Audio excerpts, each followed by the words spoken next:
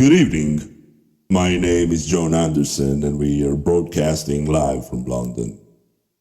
Σήμερα έχουμε προσκαλέσει στην εκπομπή μας την Mother Goddess, Ελένη Πατρούδη, για να μας διαφωτίσει με τις φιλοσοφικές της γνώσεις, έτσι ώστε να βρει ο άνθρωπος τον αληθινό δρόμο για τον Θεό. Είμαι ελληνικής καταγωγής από τη μητέρα μου, δημοσιογράφος και ερευνητής των μεταφυσικών θεμάτων, και καθώς έκανα την έρευνά μου, κάποιος ήρθε και μου μίλησε για αυτήν. Θα ήθελα να την καλωσορίσω και να της κάνω αυτήν τη συνέντευξη, έτσι ώστε όχι μόνο να ξεκαθαρίσουν αρκετά πράγματα μέσα στο δικό μου νου, αλλά και στο δικό σας. Με τις ερωτήσεις μου σκοπός είναι να απαντηθούν κάποια σημαντικά ερωτήματα που ανέκαθεν προβλημάτισαν τον άνθρωπο για την πνευματική ζωή. Good evening, Mrs. Patrudi. Καλησπέρα σας, κυρία Πατρούδη. Good evening, Mr. Anderson, to you and our listeners. Χαίρομαι πολύ για σας για τη μεταφυσική σας αναζήτηση. Φυσικά, γι' αυτό είμαι εδώ, για να απαντηθούν τα ερωτήματά σας. Τι γνωρίζετε για την Λεμουρία και την Ατλαντίδα? Γράφονται πολλά παγκοσμίως. Υπήρχαν ή είναι κάποιος μύθος? Απευθύνομαι στον ελληνισμό της Μεγάλης Βρετανίας. Ο Πλάτωνας στον Κριτία και στον Τίμιο αναφέρεται στη χαμένη αυτή ήπειρο. Η ήπειρος μου είχε 10 λαούς. Το νησί του Πάσχα θεωρείται τα ερείπια της Λεμουρίας. Σύμφωνα με πολλές εσωτεριστικές πηγές, ο πρώτος πολιτισμός δημιουργήθηκε πριν από 78.000 χρόνια. Βυθίστηκε και τα νερά πήγαν έως τη λεκάνη του Ατλαντικού. Οι Λεμούροι ήταν καθαρός ελληνικός λαός και είχαν πολιτισμό. Η ήπειρος αυτή ήταν πολύ πριν την Ατλαντίδα, στον Ειρηνικό ωκεανό, μεταξύ Ινδίας και Μαδαγασκάρης κατά τον Πλάτωνα. Κάποια στιγμή μελλοντικά οι κάτοικοί της μεταφέρθηκαν στην Ατλαντίδα με τον βασιλιά του στο Θεό Ουρανό και την κατέκτησαν. Η Ατλαντίδα βρισκόταν κατά τον Πλάτωνα στον Ατλαντικό, αντίκρυ από την Αμερικανική Ήπειρο. Λέγεται ότι αυτή είναι η Μεγάλη Ατλαντής. Μας αναφέρει εδώ ο Κριτίας ότι η Ατλαντίδα άκμαζε και ήταν θεάριστη και υπηρετούσε τη δικαιοσύνη. Όμως ξαφνικά εξέπεσε και οι άνθρωποι της Ατλαντίδος έγιναν κακοί και άδικοι. Ξέχασαν τις παραδόσεις τους και επικράτησε το θνητό στοιχείο. Βέβαια, εκεί υπάρχουν και οι ηθαγενείς Ατλάντιοι, σε άγρια κατάσταση. Πριν φανούν οι Έλληνες που τους εξημέρωσε ο Θεός Ουρανός, όπως αναφέρει ο Διόδωρος Σικελιώτης. Το πολιτιστικό κέντρο του τετάρτου πολιτισμού ήταν το νησιωτικό κράτος της Ατλαντίδος. Οι Άτλαντες αυτοί που μεταφέρθηκαν από τη Λεμουρία ήταν άμεση απόγονοι των Λεμουρίων. Είχαν ύψος 3 ως 4 μέτρα. Είχαν όργανα παρόμοια με τα σώματα των σύγχρονων ανθρώπων. Το χρώμα του δέρματος ήταν κατακόκκινο, με διαφορετικές αποχρώσεις. Οι Έλληνες, οι Αιγύπτιοι, οι Ινδοί, οι Ολμέκοι θεωρούνται απόγονοι των Ατλάντων. Ήταν ο πιο τεχνολογικά προηγμένος πολιτισμός, σύμφωνα με μερικές εκθέσεις, πολλές φορές ανώτεροι και από τους σύγχρονους. Κατασκεύασαν υπέροχα κτίρια. Στους αρχαίους θρύλους υπάρχουν πληροφορίες για τον πόλεμο των θεών. Οι απόγονοι των Ελλήνων, θεών του ουρανού, μπλέχτηκαν σε πολέμους με τα σκοτεινά ιερατεία εκεί στην Ατλαντίδα, με μαύρες μαγείες των άγριων λαών της Ατλαντίδος, και απέκτησε πυκνή ύλη σιγά σιγά. Μετά τον θάνατο του ουρανού, η Ατλαντίδα μοιράστηκε στους 2 γιους του, τον Κρόνο και τον Άτλαντα. Και από αυτόν πήρε το όνομά του ωκεανός και η νήσος Ατλαντίδα. Μετά τον Άτλαντα, τη βασιλεία την πήρε ο γιος του, ο Ποσειδών, όπως και άλλα νησιά του Ατλαντικού.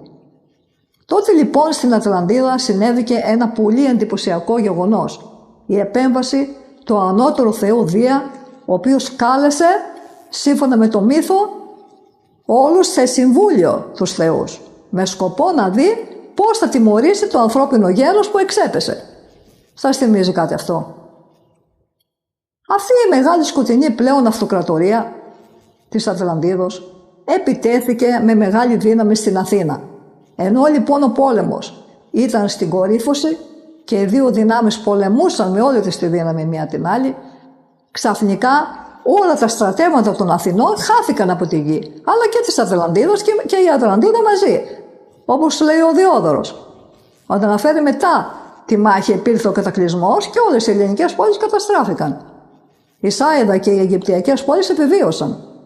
Από επιστημονικής πλευράς φαίνεται πως οι ενεργοποιημένοι κρίσταλοι της Ατλαντίδος αλληλεπίδρασαν με τα μαγνητικά πεδία, σαν αποτέλεσμα να έχουμε διάφορα φυσικά αλλά και μεταφυσικά φαινόμενα.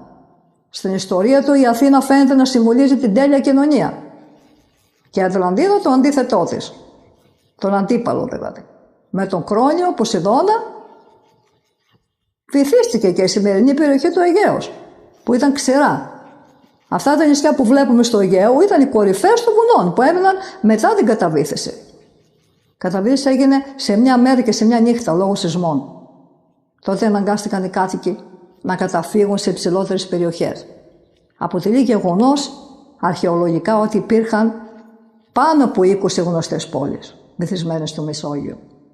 Ο Αιγυπτιακός πολιτισμός μαζί με το Μινωικό, το Μικεναϊκό, στην Κρήτη και στην Ελλάδα καταστράφηκαν. Ένα μέρος των Ατλάντων τότε μετανάστευσε σε άλλους πλανήτες. Σύμφωνα με μια άλλη εκδοχή, οι Άτλαντες πέρασαν κάτω από το νερό, κάτω από το έδαφος και εξακολουθούν να ζουν εκεί. Ο Πλάτων γράφει ότι η Ατλαντίδα και η Αμερική είχαν επικιστεί από τα ελληνικά φύλλα των γιγάντων της εποχής του ουρανού, του Κρόνου, του Άτλαντα. Δημιούργησαν ισχυρό πολιτισμό που κυριάρχησε παντού. Εξουσίαζαν την Ευρώπη, την Κεντρική Ασία, την Ιαπωνία, την Πολυνησία. Εν καιρό όμως αναμίχθηκαν με κακούς λαούς σκοτεινούς που ήδη βρισκόταν στην Ατλαντίδα και από όπου ερχόταν σε επαφή και με τη σελήνη. Πλάτωνος έγραψε για την Ατλαντίδα στον Τίμιο. Η ιστορία του προέρχεται από μια επίσκεψη του Αθηναίου νομοθέτη Σόλωνα στη Σάιδα της Αιγύπτου, όπου γνώρισε έναν ιερέα, τον Μανέφων, που του μετέφρασε την ιστορία στα ελληνικά από τα αιγυπτιακά ιερογλυφικά. Ήταν γραμμένο πάνω σε παπύρους. Πολλές μεγάλες και θαυμάσιες πράξεις καταγράφονται στις ιστορίες σας και για το κράτος σας, λέει ο Μανέφων. Αλλά μία από αυτές ξεπερνά όλες τις υπόλοιπες στο μεγαλείο και στην Ανδρεία. Οι ιστορίες μιλούν για μια τρανή δύναμη που απρόκλητη εκστράτευσε κατά των δυνάμεων της συμμαχίας που ηγούνταν η ελληνική Αθήνα και η Αιγυπτιακή Σάιδα. Δύο πόλεις που είχε ιδρύσει η Θεία Αθηνά σύμφωνα με το Αιγυπτιακό Ιερατείο και έναντι και της Ευρώπης και της Ασίας, και στην οποία η πόλη σας κατάφερε να τους νικήσει. Αυτή η δύναμη ξεπρόβαλε από το πέλαγος του Άτλαντα. Ο Κριτίας υποστηρίζει ότι όσοι επέζησαν την καταστροφή μεταφέρθηκαν σε άλλες χώρες όπως και στην Αμερική. Ο βασιλιάς Ουρανός ήταν ο πρώτος επικιστής. Ο Μπάλαμ είναι ο Βίδος Κρόνος και ο ακόλουθός του ο Ερμής ο Τρισμέγιστος και γραμματέας του. Ένα Ινδιάνικο χειρόγραφο επίσης γράφει ότι οι άνθρωποι στη γη έγιναν πολλοί. Άλλοι τράβηξαν προς την Ανατολή και άλλοι ήρθαν στη χώρα μας. Όλοι τότε μίλαγαν την ίδια γλώσσα και ζούσαν ελληνικά. Πολλά κείμενα τα γράφουν αυτά. Ένα άλλο πανάρχαιο κείμενο των Ινδοαμερικανών λέει: ο Θεός Ιλατάκη, ο ήλιος Βίδος Κρόνος, ήταν, λέει, ιερέας και βασιλιάς των λευκών επικιστών. Οι λευκοί ήταν σοφοί, ειρηνικοί και ψηλοί. Είχαν λευκό δέρμα και μακριά γένια. Επίσης ο Αισίωδος γράφει για αυτούς: γένος κρατερών γιγάντων, υμνεύς εντός Ολύμπου, μους Ολυμπιάδες. Δηλαδή ότι οι γίγαντες ήταν οι Έλληνες. Ο Απολόδωρος εξιστορεί ότι οι γίγαντες ήταν ελληνικά φύλλα της εποχής του ουρανού. Μετά την καταβίθηση της Ατλαντίδος που έγινε το 9.500, όσοι απέμειναν επίκησαν και την Αμερική και την Ινδία και την Αίγυπτο, την Ευρώπη, Κεντρική Ασία, Ιαπωνία, Πολυνησία, Αφρική. Παντού πήγανε.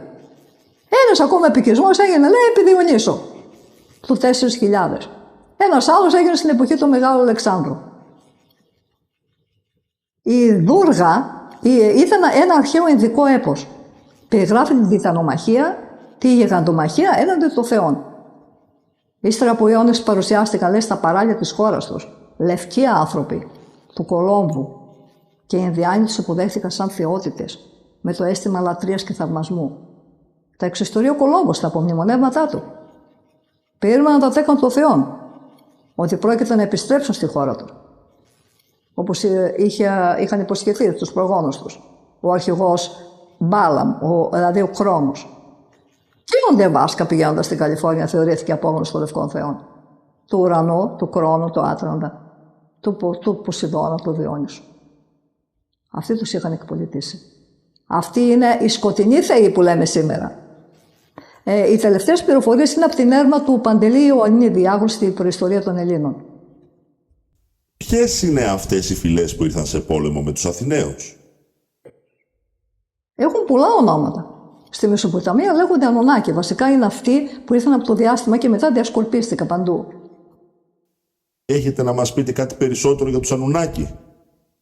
Ναι, μια επιστημονική έρευνα λένε ότι οι Ανουνάκοι δημιούργησαν τον Αδάμ. Πήραν από το πλευρό του ένα κομμάτι, δημιούργησαν τη γυναίκα και τροποποίησαν το DNA τους. Οι γενετικά τροποποιημένοι άνθρωποι έδωσαν και τροποποιημένους καρπούς. Αυτά τα γεγονότα έχουν γίνει κατά τους επιστήμονες έως και 17.000 χρόνια πριν. Σύμφωνα με την The Oxford Companion, οι Ανουνάκοι είναι αρχαίγονες θεότητες του Σουμερίων, που πήραν το όνομά τους από τον παλιό θεό τον ουρανό, τον Ανού. Βέβαια, μέχρι να επιτύχει το πείραμα των ανθρώπων, δημιουργήθηκαν ελωτηματικά υβρίδια, με μορφή τεράτων. Οι Ανουνάκοι στους βαβυλωνιακούς μύθους της δημιουργίας εμφανίζονται με τον τίτλο Ενούμα Ελής. Πριν δημιουργηθούν οι άνθρωποι από τους Ανουνάκοι, δημιούργησαν κάποια ομάδα νεότερων θεών των Σουμερίων, πριν χιλιάδες χρόνια, για να τους χρησιμοποιήσουν για εξόρυξη χρυσού. Επειδή ο Νιμπηρού, ο πλανήτης τους, είχε υποστεί ζημιές. Αυτή ονομαζόταν η Γκίγκη. Είναι μια ομάδα των θεών του ουρανού, στον αρχαίο Σουμερίων. Σύμφωνα με την θεωρία των αρχαίων αστροναυτών, πριν από χιλιάδες χρόνια, ακόμη και πριν από την καταγεγραμμένη ιστορία του πλανήτη μας, τον επισκέφθηκαν αστροναύτες όντα από ένα εξωγήινο κόσμο. Αυτά τα όντα δημιούργησαν, έδωσαν γραφή, γνώσεις στον πλανήτη, τεχνολογία στον πρωτόγονο άνθρωπο. Μερικοί πιστεύουν ότι ήρθαν και πριν από 300.000 χρόνια. Κατέβηκαν στον πλανήτη γιατί? Όταν ο Αλλαλού Κρόνος νικήθηκε από τον Ανού, διαφύγηκε από τον πλανήτη Νιμπηρού με ένα διαστημόπλαιο το οποίο κατευθύνεται προς την παγωμένη γη, ρέγοντας πυρηνικά. Ο ηττημένος Κρόνος διεκδικεί τον Ανού, τον πατέρα του, και τον νικάει. Μετά το τέλος του αγώνα, ξανά ο ηττημένος Αλλαλού Κρόνος για δεύτερη φορά δάγκωσε το πέρος του Ανού και το κατάπιε. Ο Αλλαλού αρρώστησε, λένε, και εξορίστηκε στον Άρη, έως να πεθάνει. Όλο και περισσότεροι Ανουνάκοι φυσικά καταφθάνουν στη γη. Τώρα υπάρχουν 300 Ανουνάκοι στον Άρη και 600 στη γη, και όλον τον καιρό. Οι εργάτες της γης διαμαρτύρονται, λέγεται, πολλή δουλειά και στείλουν Αντάρτικο. Ο επικεφαλής εξόρυξης, ο Έγκη και ο Ενλίλ, σκέφτονται να αντικαταστήσουν τους Γκίγκη με νέους εργάτες. Σκέφτονται πολύ για να δημιουργήσουν μια πρωτόγονη φυλή σκλάβων. Ο Έγκη δημιούργησε τους πρώτους πρωτόγονους εργαζόμενους μέσω της γενετικής μηχανικής. Οι άνθρωποι ήταν ένα ευρυδικό είδος και δεν μπορούσαν να τεκνοποιήσουν. Στη γη έπλωσαν όταν ήρθαν και τους ανθρώπους. Ζούνε για χιλιάδες χρόνια και χειραγωγούν τον πλανήτη. Πήραν τμήματα ζώων και πειραματιζόταν με το DNA.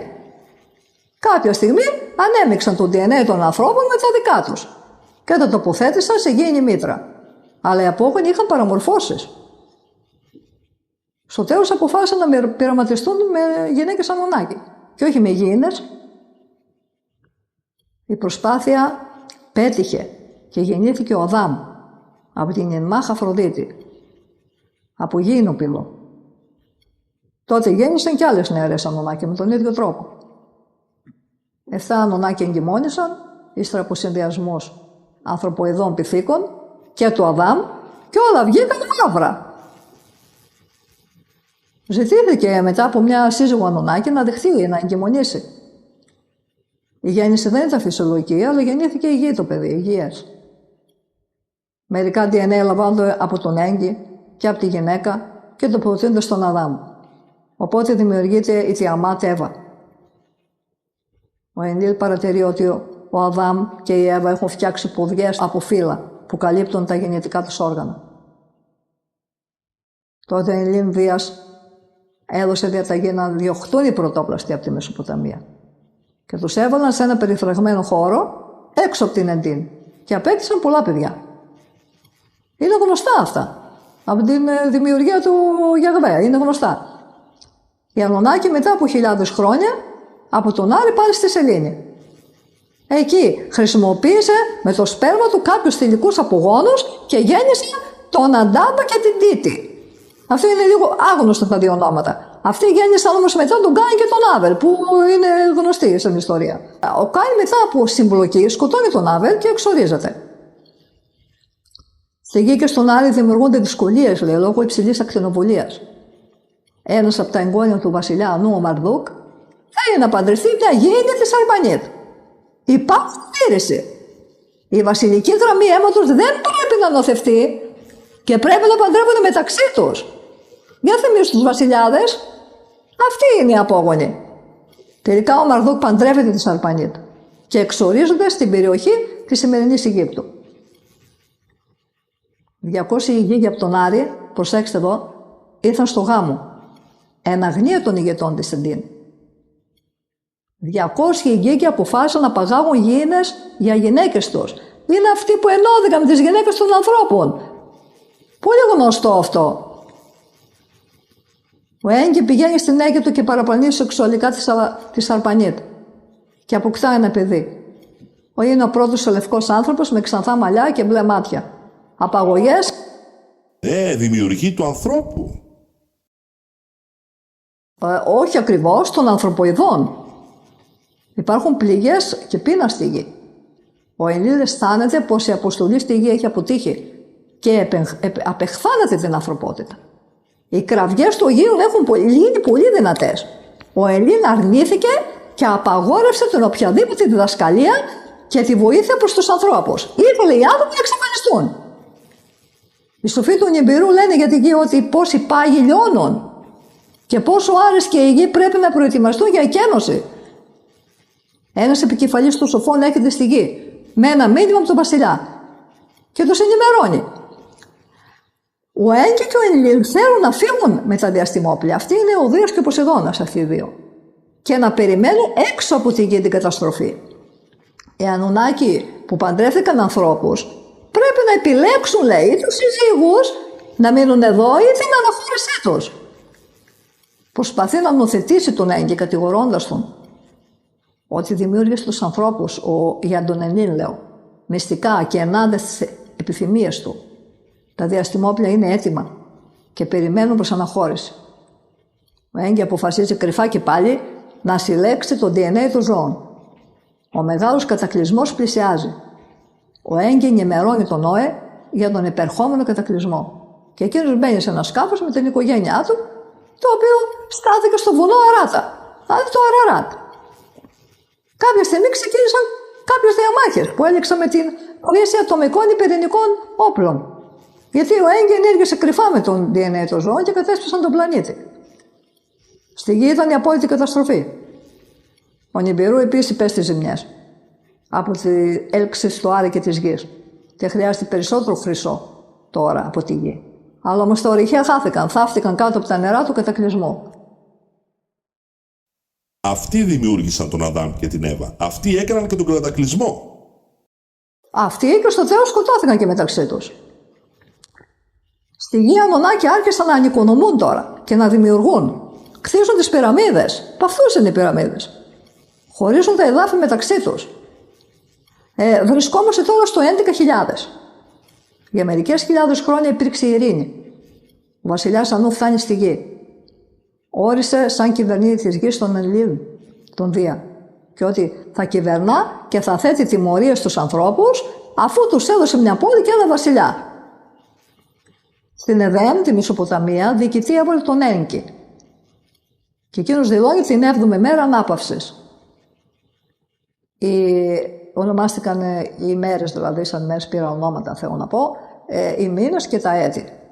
Ο Μαρδούκ από την εξορία που βρίσκεται απαιτεί να έχει πόλη δική του. Ο Ενήλ αρνείται. Οπότε ο Μαρδούκ συγκεντρώνει μερικούς συγκίκη για να τους βοηθήσουν να κτίσει ένα πύργο. Είναι αυτός της Βαβέλ. που θα χρησιμοποιήσουμε εναντίον του Ενλήλ, λένε. Κάποια νύχτα δυνάμεις του Ενλήλ καταστρέφουν τον πύργο και διασκορπίζουν τους ανθρώπους. Στη συνέχεια ο διοικητής της γης δίνει σε κάθε περιοχή μια διαφορετική γλώσσα, ώστε να μην μπορούν να επικοινωνούν μεταξύ τους. Προκειμένου να διαιρέσει όλους όσους θα μπορούσαν να το εναντιωθούν. Γι' αυτό έγιναν οι γλώσσες. Να μην μπορούν να επικοινωνούν. Τελικά στο Μαρδούκ δόθηκε η Αίγυπτος και μετονομάστηκε Σερά. Αυτός είναι ο θεός ήλιος των Αιγυπτίων, που πιστεύετε σε αυτόν πολύ. Στη γη αυτή δίνεται επίσης μια εντελώς νέα γλώσσα. Η Ελλάδα ταξιδεύει, βρίσκει ένα λαό σε μια γη, εκεί διδάσκει τους αστερισμούς. Ένας πόλεμος κυριαρχίας αρχίζει μεταξύ των γιών των δύο βασιλικών οικογενειών, τον Έγκη και τον Ενλήλ. Μήπως είναι λευκή και μαύρη αδερφότητα. Ο πόλεμος είναι σε εξέλιξη και ο Έγκη κερδίζει. Αυτούς πιστεύετε για θεούς όμως. Φωνάζει τον Ελλήν Δία, τον κυβερνήτη της γης και τους οπαδούς του, ότι αυτός είναι ο μοναδικός κυρίαρχος και ότι θα πρέπει όλοι να το παραδοθούν. Αλλά ο Ελλήν Δίας θέτει σε λειτουργία τα υπερόπλια και σκοτώνει τους πάντες. Θεοί κι αυτοί. Υπάρχουν αθάνατοι θεοί ή μόνο θνητοί? Ναι, υπάρχουν, πάντα υπήρχαν. Αλλά είναι και ο άνθρωπος Θεός που τον εγκλώβησαν στην ήλιο σκοτεινή θεοί. Στο βιβλίο της ιστορίας του Ηροδότου, αυτός είναι ένας ιστορικός και γεωγράφος του 5ου αιώνα, θεμελιωτής της επιστήμης και της ιστορίας, λέει ότι έχει πάρει αυτός πληροφορίες από τους Αιγύπτιους, ήταν μοιημένος από τους ιερίστους, ο Ηρόδοτος, για τα γέννη των θεών. Λέει, και υποστηρίζω ότι οι Αιγύπτιοι γνωρίζουν με ακρίβεια την αλήθεια, γιατί οι αστρονόμοι τους κατέγραφαν και διατηρούσαν αρχεία, ενώ οι Έλληνες λέει αλλήλουν την ιστορία, δυστυχώς. Εδώ λοιπόν ο Ηρόδοτος δέχεται την ύπαρξη 3 γενναιών θεών. Λέει ότι οι Έλληνες θεωρούσαν τον Ηρακλή, τον Διόνυσο και τον Παν νεότερους θεούς, ενώ οι Αιγύπτιοι αρχαιότερους. Ειδικά τον Παν Α, όχι τον Τραγοπόδαρο, τον Θεόλεο, τον κατατάσσει ανάμεσα στους πρώτους 8 θεούς, στους οποίους προσθέθηκαν άλλα 2 ζευγάρια και έγιναν 12. Ο Ηρακλής Α ήταν ένας από αυτούς και ο Διόνυσος Α σαν παιδί των 12 θεών. Για τον Ηρακλή ωστόσο άκουσα να λέγεται και τούτο, ότι είναι ένας από τους 12 θεούς. Όσο για τον άλλον τον Ηρακλή, αυτό που γνωρίζουν οι Έλληνες, πουθενά στην Αίγυπτο δεν κατόρθωσαν να πληροφορηθούν τίποτε. Σχετικά όμως με το όνομα του Ηρακλή, ότι δεν το πήραν οι Αιγύπτιοι από τους Έλληνες, αλλά μάλλον οι Έλληνες από τους Αιγύπτιους. Και μάλιστα οι Έλληνες εκείνοι που έδωσαν στον απόγονο του Αμφιτρίωνα το όνομα Ηρακλής, τον Ηρακλή Β δηλαδή. Διαθέτει και πολλές άλλες αποδείξεις. Οι γονείς του είχαν και οι δύο παλιά Αιγυπτιακή καταγωγή. Καθώς και επειδή οι Αιγύπτιοι λένε ότι δεν γνωρίζουν τα ονόματα ούτε του Ποσειδώνα, ούτε των Διόσκουρων, δεν υπήρχαν αυτοί. Και ότι αυτοί οι θεοί δεν περιλαμβάνονται ανάμεσα στους άλλους θεούς τους. Πράγματι, ανάμεσα στους Αιγύπτιους υπήρχε αρχαίος θεός Ηρακλή. Και όπως λένε οι ίδιοι, οι 8 θεοί έγιναν 12. Και έκαναν από αυτούς οι Αιγύπτιοι θεωρούν τον Ηρακλή Α 15.000 χρόνια πριν βασιλέψει ο Άμασης Α. Εκεί, τότε που γεννήθηκε. 1.600 που βασίλεψε ο Άμασης Α. 17.000 γεννήθηκε το 18.600 ο Ηρακλής Α. Τότε ήταν και δεν ήταν σαρκωμένη με ύλη, ήταν πιο σαν εθέρας. Θα έδωσαν τούτος να συγκεντρώσω, λέει ο Ρόδος, σαφείς πληροφορίες για όλα αυτά, από όπου ήταν δυνατόν. Πήγα δια θαλάσσης στην Τύρο της Φινίκης, όπου είχα μάθει ότι υπάρχει ιερός ναός του Ηρακλή. Είδα τον ναό και διαπίστωσα ότι ούτε αυτοί δεν συμφωνούν με τους Έλληνες. Γιατί μου είπαν ότι το ιερό του Θεού Ηρακλή Α είχε αναγερθεί όταν οικιζόταν η Τύρος. Και η Τύρος κατοικείται εδώ και 2.300 χρόνια από την εποχή του. Από την εποχή του δηλαδή, του Ηρόδοτου. Δηλαδή κτίστηκε το 2660. Άρα μιλάει για το Θεό Ηρακλή Α, το γνήσιο, και όχι για το Β της Αλκμήνης και το Αμφιτρίωνα, που αυτός γεννήθηκε, λέει ο Ηρόδοτος, 900 έτη πριν από την εποχή μου. 484 που γεννήθηκε ο Ηρόδοτος, είναι 1384. Καμία σχέση, δεν υπήρχε τότε που εκτίστηκε ο ναός. Δείχνουν λοιπόν οι έρευνες ότι ο Ηρακλής Α είναι παλιός θεός. Και νομίζω ότι κάνουν πολύ σωστά οι Έλληνες εκείνοι που έχουν καθιερώσει διτή λατρεία του Ηρακλή. Και στον έναν τον άνθρωπο με την επωνυμία του Ολύμπιου προσφέρουν θυσίες. Ενώ στον άλλον τον ήρωα κάνουν μνημόσυνα. Όσο για το Θεό Πάνα, Παν δηλαδή το Θεό, μεσολαβούν λέει 1600 συν περισσότερα από 17.000 έτη που μεσολαβούσε μεταξύ Άμαση Α και Ηρακλέως. Άρα γεννήθηκε από το 20.200 και παλιότερα, δεν μας το λέει ακριβώς, για το Θεό Διόνυσο τον πρώτο. Αυτός από τη βασιλεία του Άμαση Α μεσολάβησαν 15.000 έτη. Άρα 1.600 που βασίλεψε ο Άμασης και 15.000 έτη παρουσιάστηκε ο Θεός Διόνυσος ο Α το 16.600. Και τότε οι Αιγύπτιοι ισχυρίζονται ότι τα γνωρίζουν με ακρίβεια, δεδομένου ότι ανέκαθεν λογάριαζαν και ανέκαθεν κατέγραφαν τα χρόνια. Από το Διόνυσο Β που λέγεται ότι τον γέννησε η θνητή Σεμέλη, η κόρη του Κάδμου, ως την εποχή τη δική μου, λέει ο Ηρόδοτος, είναι περίπου 1.600 χρόνια. Δηλαδή με υπολογισμούς γεννήθηκε το 2084. Και ο Ηρακλής της Αλκμήνης γεννήθηκε, λέει, 900 χρόνια πριν την εποχή μου.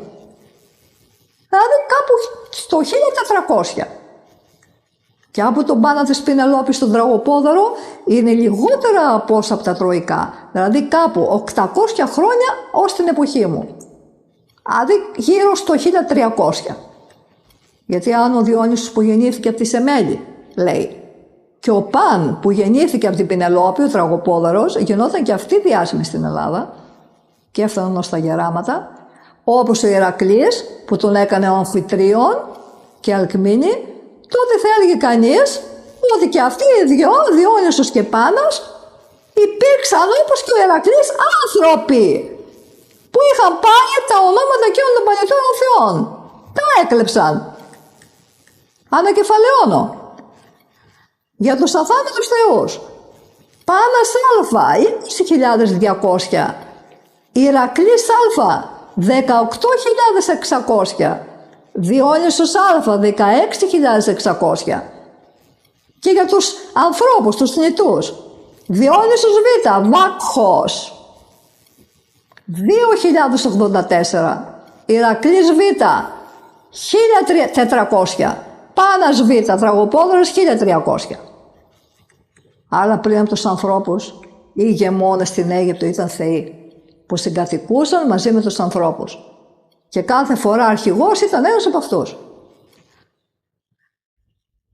Τελευταίος που βασίλευσε στη χώρα ήταν ο Όρος, ο γιος του Όσερη, που οι Έλληνες τον ονομάζουν Απόλλωνα, και που έριξε τον τυφώνα και ήταν ο τελευταίος βασιλιάς της Αιγύπτου.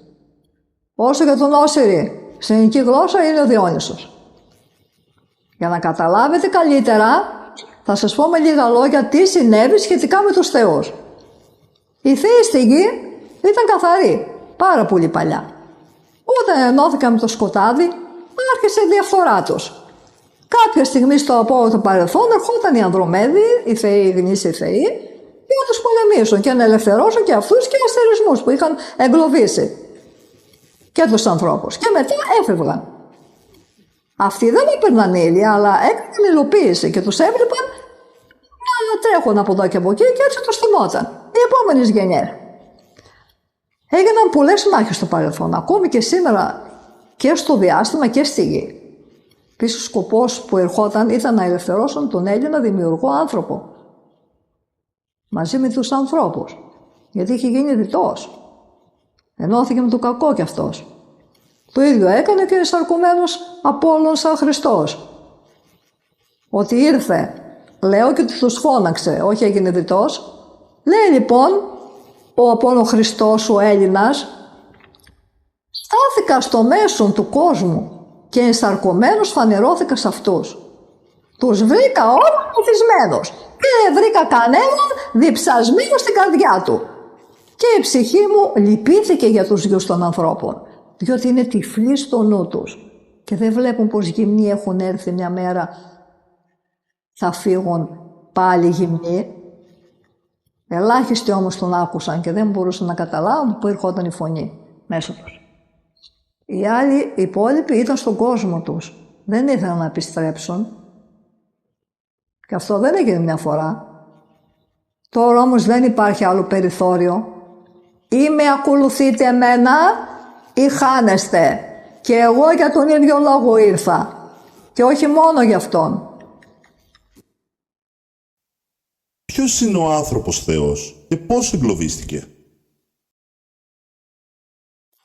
Ο άνθρωπος είναι ο Έλληνας, είπαμε, που ποιήθηκε στα υπερσήμαντα από τον πατέρα μητέρα Θεό.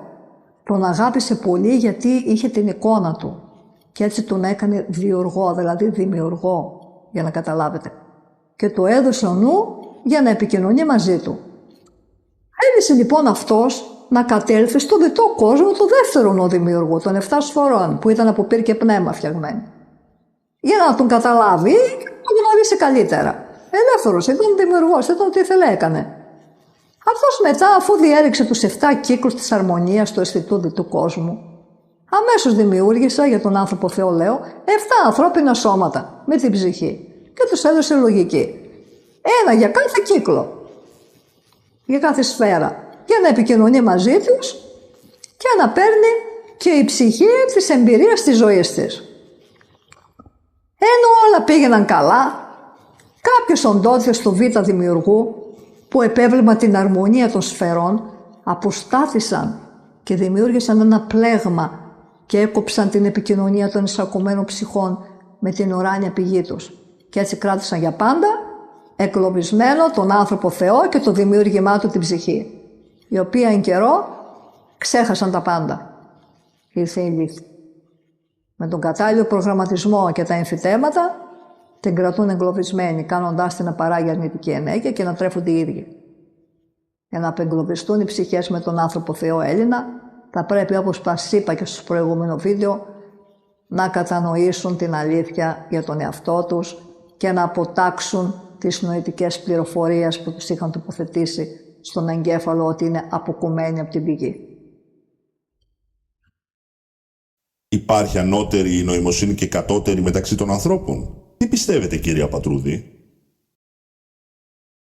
Σε κάποιους ναι, υπάρχει. Όταν ενεργοποιηθούν οι αδένες του εγκεφάλου. Ο νους είναι ένας αγωγός, ο οποίος διαχειρίζεται την νοημοσύνη και ανάλογα την έκταση που έχει, μπορεί να χωρέσει περισσότερη ή λιγότερη νόηση. Η Θεία Κατεύθυνση ορίζει τη λειτουργία του νου και το πόσο θα αναπτύξει τις θείες ικανότητες της νοημοσύνης από μια πλευρά. Λειτουργεί σύμφωνα με τον βαθμό που έχει αναπτύξει τις ιδιότητές του ο άνθρωπος. Γι' αυτό εγκαταλείψτε την ιδέα περί χαμηλής και υψηλής νοημοσύνης ότι είναι εξ αρχής αυτό. Εξαρτάται και από το Θεό και από εσάς. Το να κυριαρχείς τον εαυτό σου δεν σπαταλάς ενέργεια και αυτό διευρύνεται ο νους. Ένας λόγος. Κάθε νοητική τοποθέτηση που δεν διέπεται από αγάπη δεν προέρχεται από Θεία Πηγή, αλλά από την κατώτερη διάνοια. Όταν όμως πλανάται ο νους, χάνει ενέργεια και μικραίνει. Νιώσε την αγάπη μέσα σου και θα ενεργοποιηθεί το είναι σου. Είναι μια αναγέννηση, μια εσωτερική μεταμόρφωση. Ποιοι είναι αυτοί οι αδένες και πώς λειτουργούν? Αυτό όμως που σας έχω στερήσει κατά βάση, η σκοτεινή, είναι η έκφραση της φαντασίας σας. η οποία αναπτύσσεται μόνο με την συλλειτουργία του συνειδητού με το υποσυνείδητο. Ο χώρος μέσα στο οποίο προβάλλεται είναι ο θάλαμος. Είτε μέσω του υπερφυσικού, με την επίδραση της επίφυσης, είτε μέσω της υλικής πραγματικότητας και της υπόφυσης. Ο θάνατος ακόμη είναι το σημαντικό σημείο που μας δίνει τη δυνατότητα του οραματισμού. Δημιουργεί μέσω των παλμικών δονήσεων μια προβολή των εικόνων από τον αισθητό κόσμο, τις οποίες τις μεταβιβάζει ο υποθάλαμος. Και εικόνες από τον κόσμο των ιδιών από την επίφυση, μέσω της διαίσθησης. Ο νους σκέφτεται, η ψυχή ενεργοποιεί την εικόνα και με τη συγκίνηση, τη χαρά, αυτή υλοποιείται. Και ενώ οι Έλληνες διαθέτουν επίφυση που τους δίνει τη δυνατότητα να έχουν πρόσβαση στη γνώση, δυστυχώς οι άνθρωποι, εξαιτίας της επέμβασης των ερπετών, έχασαν την επαφή με την επίφυση. Λόγω απενεργοποίησης αυτής. Και ενεργούν μόνο μέσω της υπόφυσης.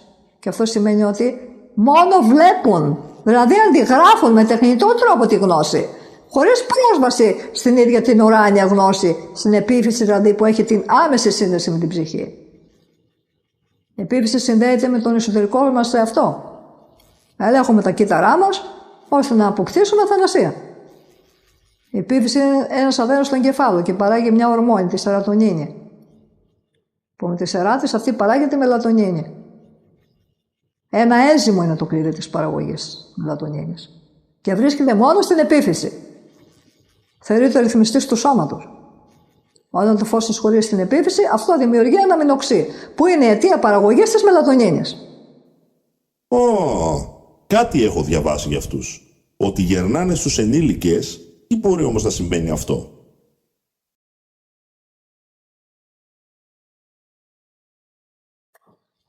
Το ένζυμο τελομεράση είναι αυτό που θα παράξει τη μελατονίνη, γιατί διευρύνει τα άκρα των κυττάρων. Στην άκρη των κυττάρων βρίσκονται δηλαδή τα τελομερή, που προστατεύουν το κύτταρο κατά τη διαίρεσή του. Όταν εκφυλίζονται τα κύτταρα, σταματάει η διαίρεση και προέρχεται το γύρας.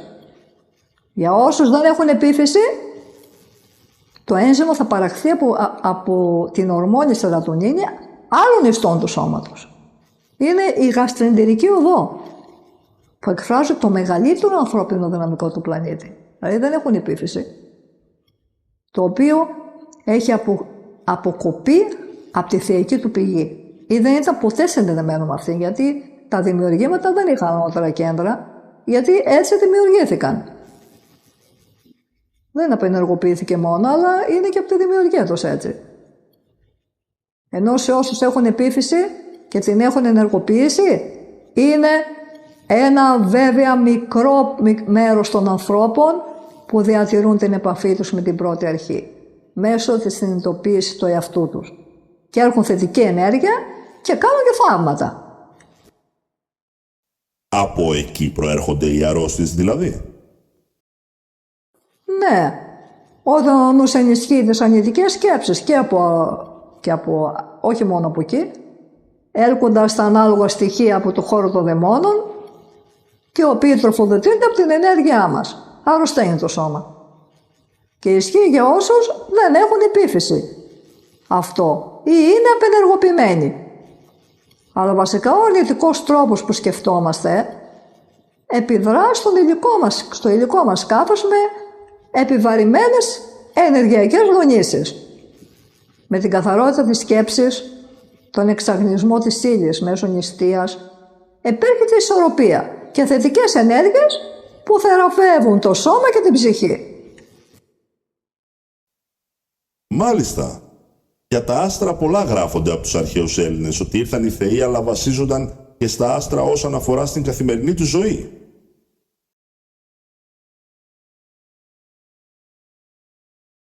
Ναι, βέβαια. Στην Ιλιάδα περιγράφονται. Στην ασπίδα του Αχιλλέα, λέει ο Όμηρος, κατονομάζει τις Πλιάδες, τις Ιάδες, τον Ορίωνα, τη Μεγάλη Άρκτο. Στην Οδύσσεια υπάρχουν αναφορές για όλους τους παραπάνω αστέρες. Τον Βότη, τον Σύριο. Τις αναφορές λοιπόν του Ομήρου μπορούμε να συμπεράνουμε πως ήδη τον 8ο αιώνα κάποια αστερισμοί αλλά και κάποια ουράνια φαινόμενα ήταν γνωστά στους Έλληνες. Για παράδειγμα, συνιστά να αρχίζει ο θερισμός όταν ανατέλουν οι πλειάδες και η σπορά όταν πλησιάζουν τη Δύση. Βασιζόταν πολύ στους θερισμούς. Ο Εσίδος κάνει αναφορά επίσης σε όλους τους αστέρες και τους αστερισμούς που είχε κατονομάσει και ο Όμηρος, κάνοντας ιδιαίτερη μνήμα στο Σύριο και στον Αρκτούρο. Θα πρέπει να επισημάνουμε ότι ο Σύριος είναι το αστέρι που αναφέρεται σε όλες τις θρησκείες του κόσμου. Με τα ονόματα Σύριος, Σούρια, Σουρ, Όσιρις. Από το Περού και το Μεξικό μέχρι την Αυστραλία, την Ιαπωνία, η Ισλανδία μέχρι την Νότια Αφρική. Μια παράδοση που ζει χιλιάδες χρόνια. Για να θυμίσω τον άνθρωπο τη σχέση του με το μακρινό αστέρι και πώς οι θεοί βασιλιάδες επικιστές έφεραν το σπέρμα της ζωής στη γη, σύμφωνα με τις παραδόσεις των λαών της γης. Αφιτηρία κίνηση των θεών που επίκησαν τη γη υπήρχε ο Σύριο.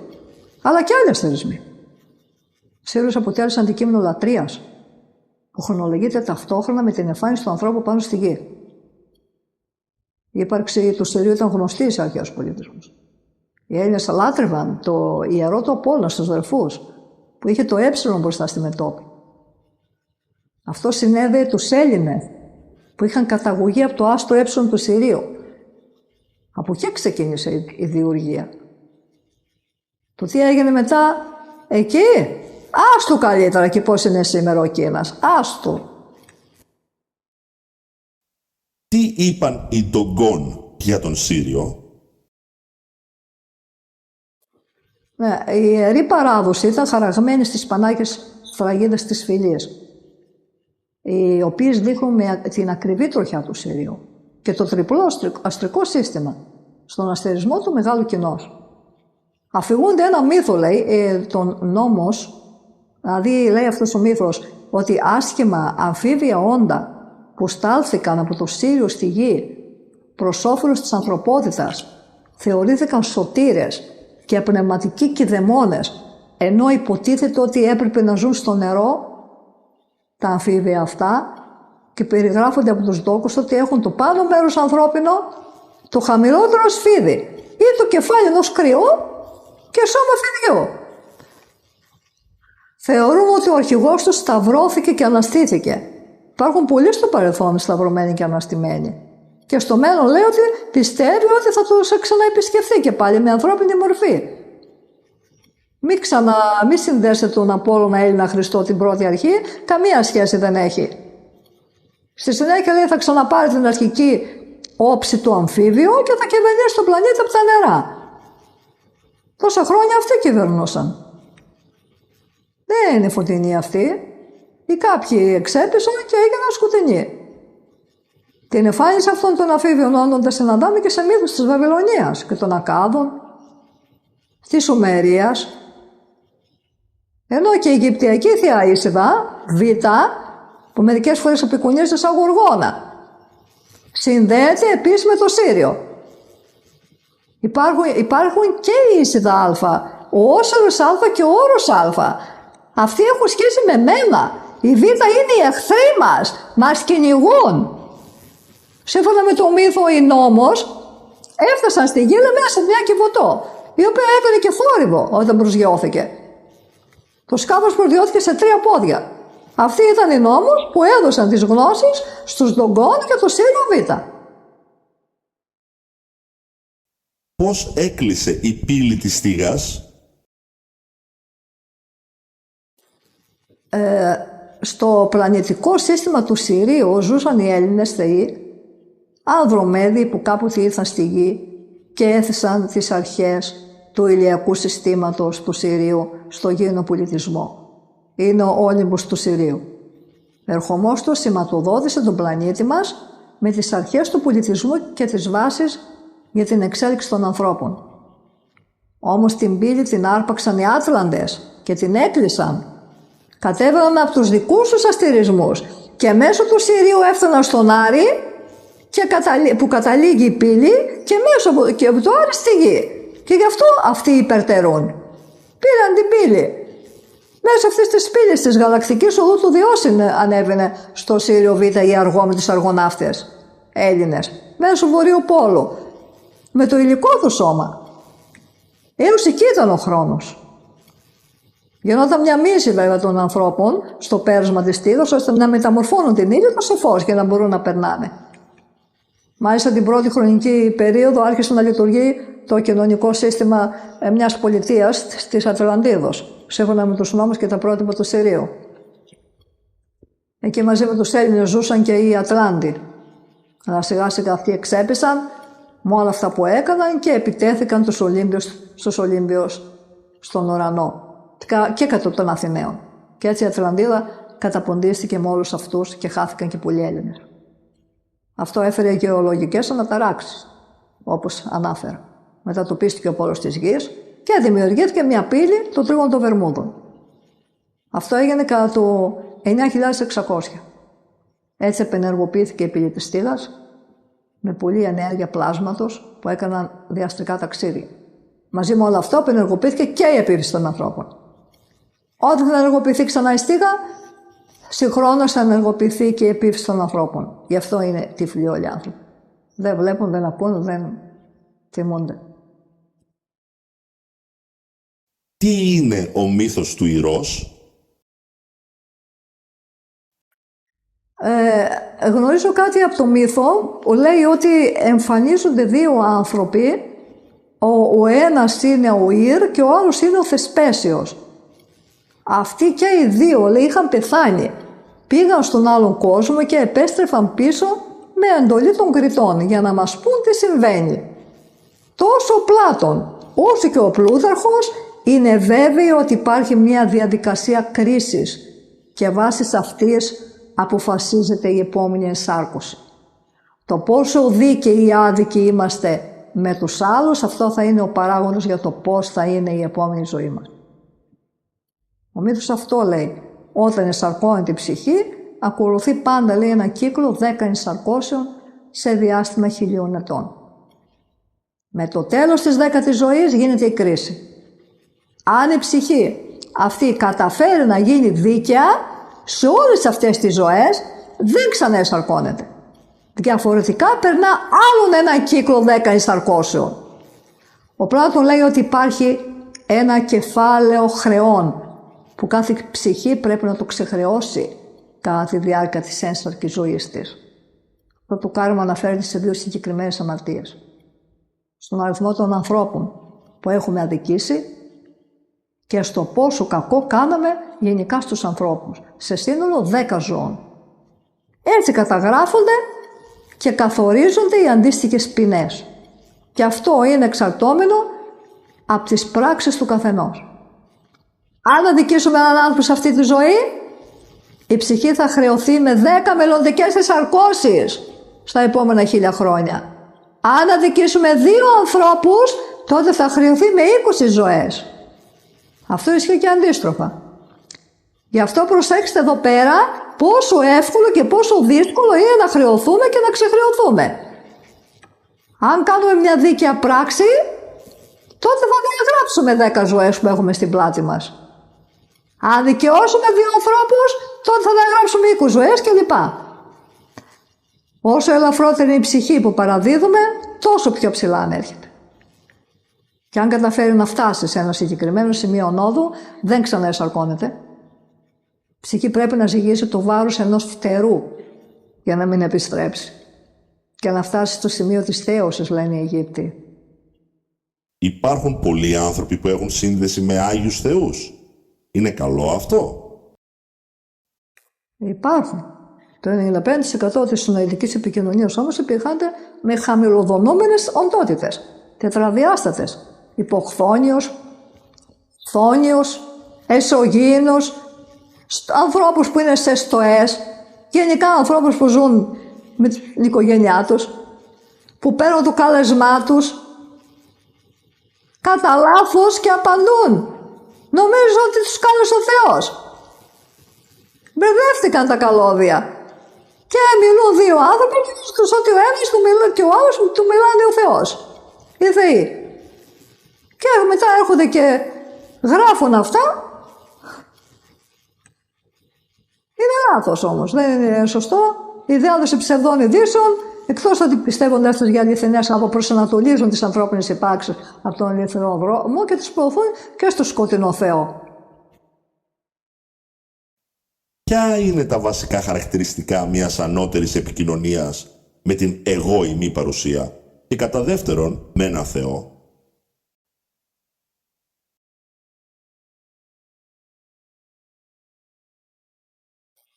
Ο άνθρωπος μπορεί να έρθει σε επικοινωνία με την εγώιμη παρουσία μόνο όταν ησυχάσει ο νους και καθαριστεί από τις ειρηνίες. Οι πληροφορίες πρέπει να έχουν πνευματικές οδηγίες, κωδικοποιημένες, για να λύσετε το γρίφο, γιατί έτσι εξελίσσεστε. Πληροφορίες που παίρνετε. Η συνείδησή σας πρέπει επίσης να έχει διευρυνθεί και να φτάσει στα πνευματικά επίπεδα, έχοντας ενεργοποιήσει τον ανώτερο νου για να μπορείτε να επικοινωνήσετε με τον ανώτερο εαυτό. Να έχετε πάντα υψηλό κραδασμό, με τον οποίο μπορείτε να υψωθείτε στους λεπτοφυείς ανώτερους κόσμους. Όσο για την επικοινωνία με τους θεούς, πάλι το 95% από τους ανθρώπους οι οποίοι φαντάζονται ότι δέχονται απαντήσεις, υποβάλλονται στις επιδράσεις του αστρικού κόσμου και στις οντότητες που βρίσκονται και κατοικούν εκεί. Ένα μέρος από αυτές είναι οι κάτοικοι που έχουν αποχωριστεί από το Θεό. Τέτοιες υπάρξεις εκπέμπουν σε καθορισμένο επίπεδο δονήσεων και τα κείμενά τους ξεχωρίζουν από την περίεργη ποικιλία τους και την φλιαρία. Παρουσιάζονται με γλυκύτητα στο λόγο, σου δίνουν ελεύθερη βούληση και πάντα πλησιάζουν άτομα που είναι γεμάτα πάθη και κινούνται στο δικό τους ακραίο δρόμο, γιατί τους βρίσκουν μπροστά τους και πάντα επειδή κάτι θέλουν να κερδίσουν. Ενέργεια. Επίσης πλησιάζουν άτομα δικά τους το γονίδιο. Επειδή είχαν κάνει συμφωνία να τους χρησιμοποιήσουν για μια αποστολή μετάδοσης μηνυμάτων, για να συγκεντρώσουν τον κόσμο, το δικό τους, και να κλέψουν και φωτεινές ψυχές με την παραπληροφόρηση. Όταν καλείτε ένα Θεό από τα ονόματα που πιστεύετε για θεούς, ενώ έχετε αγνωσία, θα πιστέψετε ό,τι σας πούν. Η γνώση είναι πολύ σημαντική. Για να γίνει πιστικό αυτό το ερπετοπνεύμα σε ονομάζει Θεό και έτσι σου δίνει μια θεϊκή ταυτότητα, ώστε να είσαι συνδεμένος πάντα μαζί Του και να τρέφεται από σένα. Πολύ συχνά χρησιμοποιούν το όνομα του Μεγάλου Αλεξάνδρου και του Απόλλωνος. Του δίνει αρκετά σωστά μηνύματα. Πείθεσαι με την επαλήθευσή τους. Και έτσι επέρχεται ο εγκλωβισμό σου. Γιατί? Και το μίκρυμα της ψυχής σου, γιατί ανοίγεσαι σε αυτούς. Τους θεωρείς ότι σου λένε αλήθεια, αφού επαληθεύονται, και έτσι κάνουν τη δουλειά τους, τη δρομοδουλειά τους. Όσο για τους γνήσιους θεούς του αγαθού, πώς να έρθουν και να επικοινωνήσουν μαζί σου όταν βρίσκονται τόσο μακριά? Αν πάλι βρίσκονται στα δικά μας μαγνητικά πεδία, μπορεί να επικοινωνήσει κάποιος όταν έχει γίνει πρόγραμμα γι' αυτό. Ή όταν είσαι πολύ καθαρός και ισορροπημένος και μπορείς να συντονιστείς μαζί του. Και μόνο για ένα συγκεκριμένο λόγο, χωρίς φλιαρίες. Όταν διαβάζουμε ένα μήνυμα, πώς θα το διαχωρίσουμε για το ποιος το έστειλε?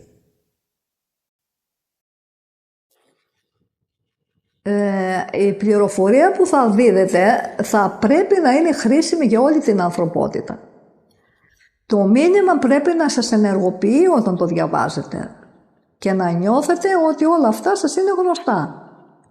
Τρίτο, το μήνυμα πρέπει να είναι σύντομο αλλά για συγκεκριμένο σκοπό. Αν νιώθετε, τέταρτο, ότι το γνωρίζετε, σημαίνει ότι είστε από αυτούς τους συγγενείς με αυτούς. Ποιος όμως στέλνει αυτό το μήνυμα? Η σκοτεινή ή η φωτεινή? Αυτό είναι ένα άλλο θέμα και χρειάζεται διερεύνηση σε μια άλλη εκπομπή. Με ποιον τρόπο παίρνουμε μηνύματα στο συνειδητό μας?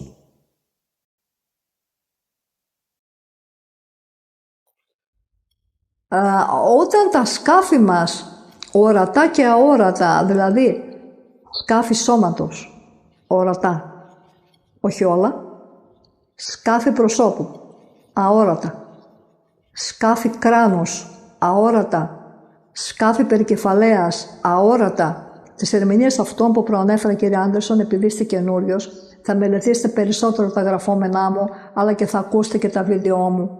Και έτσι θα αντιληφθείτε τι εννοώ με τα σκάφη που λέω.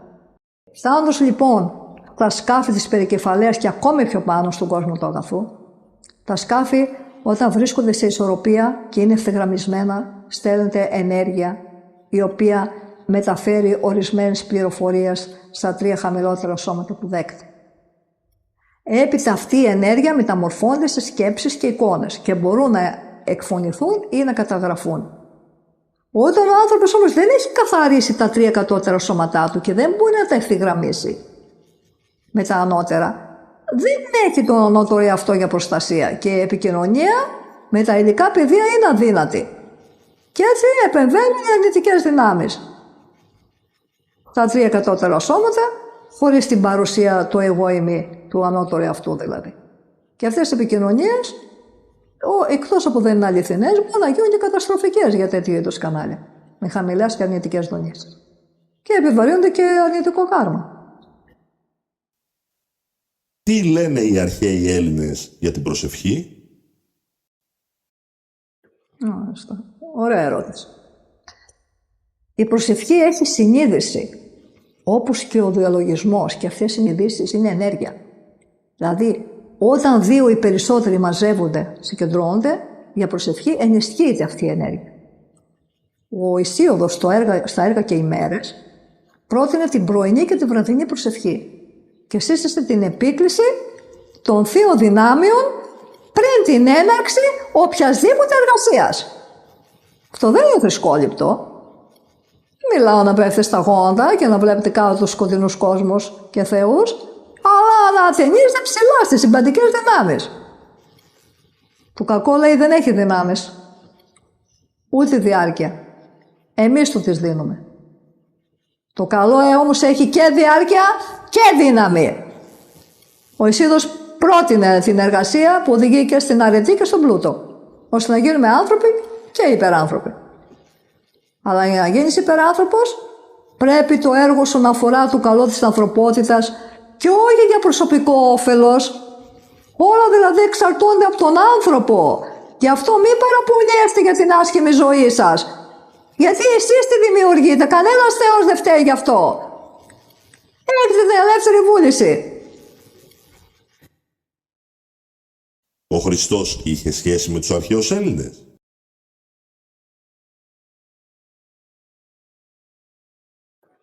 Είχε, γιατί ήταν Έλληνας καταρχάς στο γένος. Δεν το γνωρίζετε? Θα αναφέρω μερικά εδάφια από τον Χριστό και από τους αρχαίους Έλληνες που είχαν κοινές πηγές, ήταν κοινά. Τα ίδια πράγματα λένε. Ο Χριστός, ας πούμε, είπε: «Ο υψών εαυτόν ταπεινωθήσετε και ο ταπεινών εαυτούν υψωθήσετε. Ο χείρονα και δαιμόνιος». Τι είπε? «Τα μένει ψηλά ταπεινούν ο Θεός, το δε ταπεινά υψούν». Όποιος υψώσει τον εαυτό του θα ταπεινωθεί και εκείνος που θα ταπεινώσει τον εαυτό του θα υψωθεί. Επίσης ένα άλλο. Ότι σε εσάς δεν θέλετε να σας κάνουν οι άνθρωποι, να μην κάνετε κι εσείς τα ίδια σε αυτούς. Ο Ισοκράτης είπε κάτι αντίστοιχο. Μην κάνετε στους άλλους εκείνα τα οποία εσείς τιμώνετε. Δηλαδή μην κάνετε τους άλλους εκείνα που θέλετε να σας κάνουν, με λίγα λόγια. Η αλήθεια είναι διαφορετική για τους ανθρώπους τελικά?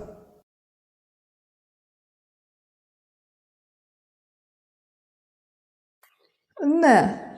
Οι Έλληνες μέσω της φιλοσοφίας κατάλαβαν τη διαφορά ανάμεσα στην αλήθεια και στις όψεις της αλήθειας, που είναι μέρος του όλου. Το πόσο το καταλάβαιναν ήταν άμεσα εξαρτώμενο από το επίπεδο εξέλιξης που έχουν αναπτύξει. Οι όψεις της αλήθειας είναι σχετικές. Όσο περισσότερο εξελισσόμεθα ως άνθρωποι, τόσο διαφορετικές γίνονται οι αλήθειες. Τα πανταρεί, είπε ο Ηράκλειτος. Οι άνθρωποι καταλάβαιναν ότι ποτέ δεν μπορούσαν να φτάσουν την αλήθεια, αλλά μόνο να την πλησιάσουν. Όλα κινούνται και αλλάζουν διαρκώς. Επειδή λοιπόν η αλήθεια είναι σχετική, αλλάζει μαζί με τους ανθρώπους και το επίπεδο εξέλιξής του. Και θα κλείσω με ένα κειμενάκι, ας το πούμε τραγούδι, του Δημήτρη Νομικού, που έχει σχέση με τα μεταφυσικά. Πολλά θέλεις να πεις, αλλά δεν ξέρεις αν θα εισακουστείς. Έχεις ερωτήσεις, απορίες και προβληματισμούς. Όμως έχεις μάθει τις απαντήσεις να ακούς. Κι αν ξεφύγεις για λίγο από το να επιθυμείς, μήπως τις απαντήσεις μέσα σου τις βρεις. Μιλάς πολύ και συνήθως φωνάζεις. Ποιο νομίζεις ότι διατάζεις? Τη σιωπή στον ήχο, σαν να θα αφουγκραστείς. Τις απαντήσεις όλες εκεί θα τις βρεις. Γιατί μέσα στη ησυχία, στη βοή, είναι που σου μιλάει ακατάπαυστα η ροή. Όταν ακούσεις αυτό που έχει να σου πει, ερώτηση άλλη δεν θα σου ξαναγεννηθεί. Μάθε να δίνεις χρόνο στον ησυχασμό, είτε με την προσευχή, είτε με το διαλογισμό. Ένα κομμάτι της ύπαρξης βρίσκεται εκεί. Είναι το κέντρο που σε ενώνει με την πηγή. Αυτά είχα να πω. Ευχαριστώ κύριε Άντερσον για την πρόσκληση. Ελπίζουμε σε μία άλλη συνάντησή μας. Σας χαιρετώ. Και εγώ σας ευχαριστώ πάρα πολύ για αυτές τις γνώσεις που μας έχετε μεταδώσει και ελπίζω να τα ξαναπούμε και στο μέλλον.